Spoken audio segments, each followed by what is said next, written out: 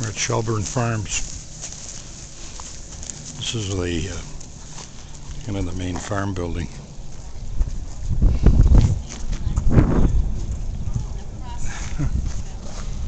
Just make a 360 here. Building.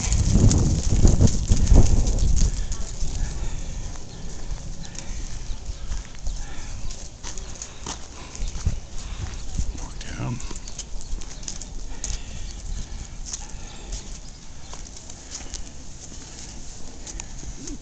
Do you want one or do you want to wait?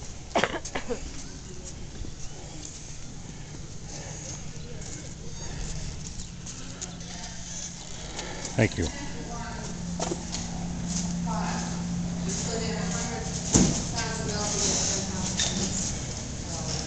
But this summer, you can see, we put in 577 plus gallons of milk, or pounds of milk today, and we're going to get 670 pounds of cheese, so we're doing much better than that this summer.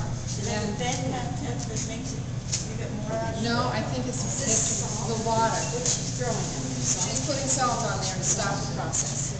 Stop the what there? Stop the process. Oh, okay. We make our cheese, we have a farmhouse cheddar cheese that we make here, and they call it a farmhouse cheddar because it's made only from the milk from our cows on this property.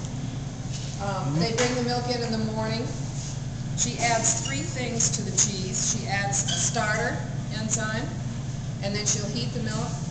When it gets to a certain temperature and acidity, she will add a rennet, and we use an artificial rennet so vegans can eat this cheese.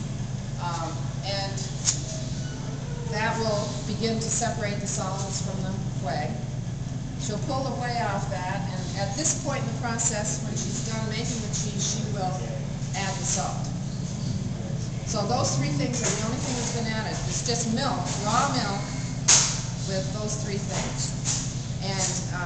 And we call it a cheddar because of the way we take the whey out of the product. She has drawn off all of the whey that she can draw off that cheese now, and all of that will go back on the fields. She'll pack these little fingers that she has here now into these boxes, and each one of those will hold about 40 pounds of cheese. And she'll put those in the cooler for 2 days, and more whey will come out. Then they will take that block of cheese and shrink wrap it and put it in the cooler for 6 months. We don't sell it for 6 months. We can sell it after 60 days, but we don't sell it until 6 months at this point. And yes, the whey is the liquid. How many cows do we need? We milk about 115. On site. And our herd is about 220. They're brown Swiss. We use the brown Swiss because they're a very hardy cow for this climate. And they are also, they give a milk that is very high protein content. So they're a good cheese cow. You know, I used to tell my father, I had a Jersey cow, and I used to call her my butter cow because she gave so much cream, she made really good butter. These are cheese cows. Cheese cows, yeah.